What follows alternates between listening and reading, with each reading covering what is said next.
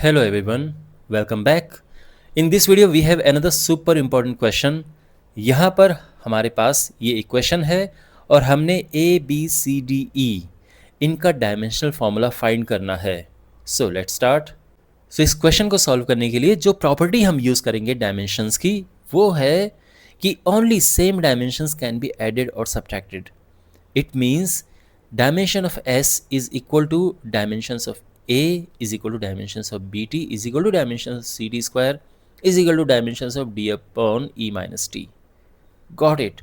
तो इन सब की डायमेंशन सेम होंगी. They are that's why they are added and in this case subtracted. So यहाँ पर सिमिलरली यहाँ पे dimensions of E is equal to dimension of T. ठीक है, इतना क्लियर हो गया. Alright, now the solution. तो सबसे पहले गिवन क्या है,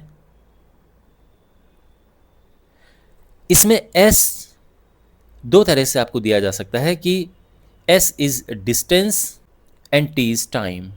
दूसरा क्वेश्चन में आपको मिल सकता है कि S and T are in metres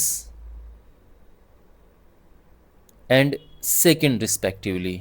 So this is another way of saying that this is distance and this is time. ठीक है, इसका जो डायमेंशनल फॉर्मूला होगा ऑफ S जिसको हम कहते हैं इस तरह से, तो डायमेंशनल फॉर्मूला को हम ऐसे भी लिख देते हैं. ठीक है ना, दिस इज व्हाट, ये तो लेंथ है. ये कीप इन माइंड, ये जो बॉक्स लगता है it means dimensional formula of this. तो अगर मैं लिख रहा हूं इस तरह से, it means dimensional formula of S. Okay, तो शॉर्ट में लिखने का एक तरीका है ये. और ये क्या है, बिकॉज एस इज डिस्टेंस तो ये आ गया. And similarly dimensional formula of T, because ये टाइम है तो ये हो जाएगा, ये है इसका डायमेंशनल फॉर्मूला टी है टाइम का. करेक्ट, इतना समझ आ गया. नाउ अब हम आते हैं जो हमारा मेन प्रिंसिपल है इस क्वेश्चन को यूज सॉल्व करने के लिए, कि only same dimensions can be added or subtracted. तो since only same dimensions can be added or subtracted, therefore dimensional formula of A is equal to dimensional formula of S, and which is L. And this is our answer. Simple. Okay, तो एक answer तो हमें मिल चुका है. Similarly dimensional formula of BT is equal to dimensional formula of S. अच्छा, अब इसका क्या मतलब है, डायमेंशनल फॉर्मूला ऑफ BT में दोनों ये मल्टीप्लाई में है, तो हम लिखेंगे ये इसका मतलब होगा dimensional formula of B times dimensional formula of T, और राइट हैंड साइड में ये है. तो अभी हमने केवल ये लिखा है, अभी एक्चुअल में इनकी जो डायमेंशंस हैं वो नहीं लिखी हैं, जो इनका डायमेंशनल फॉर्मूला है. तो ये हो जाएगा, अब देखो ये नीचे जाएगा. ठीक, अच्छा, और इसका मतलब है देखो डायमेंशनल फॉर्मूला ऑफ S क्या होगा, चाहो तो यहाँ पे लिख सकते हैं, दैट इज L, और ये T. ओके, और चाहो तो अगले स्टेप में लिख सकते हैं, बट ये ठीक है. और ये हो जाएगा LT माइनस 1. तो ये भी आ चुका है.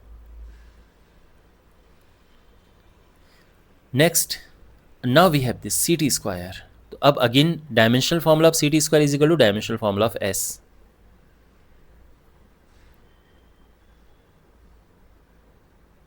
Also dimensional formula of CT square is equal to dimensional formula of S. तो यहाँ पे फिर से वही अलग अलग करेंगे हम. डायमेंशनल फॉर्मूला ऑफ C हो जाएगा dimensional formula of T square, और यहाँ पे S. तो देयरफॉर यहाँ पर ये आ जाएगा, अब ये नीचे जाएगा,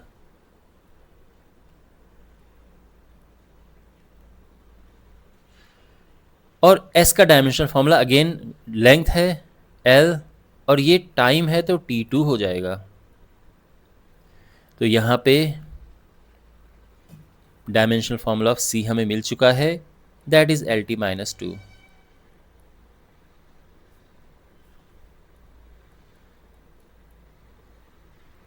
नेक्स्ट,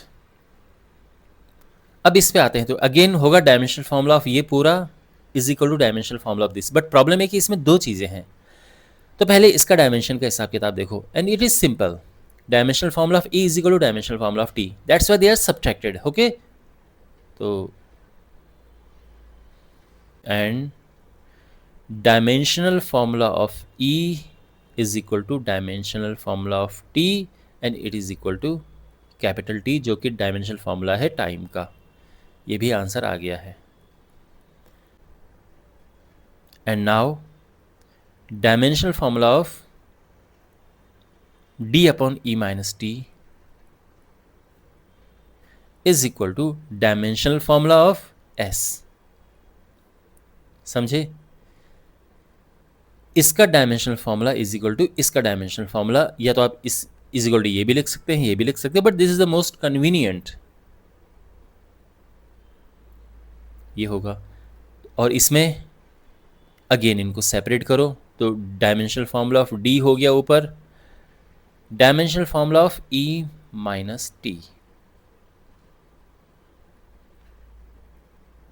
और E माइनस T देखो ये टाइम है, तो ये समझो टाइम में से टाइम माइनस हुआ है, तो इनका डायमेंशनल फॉर्मूला वही होगा जो टाइम का होगा।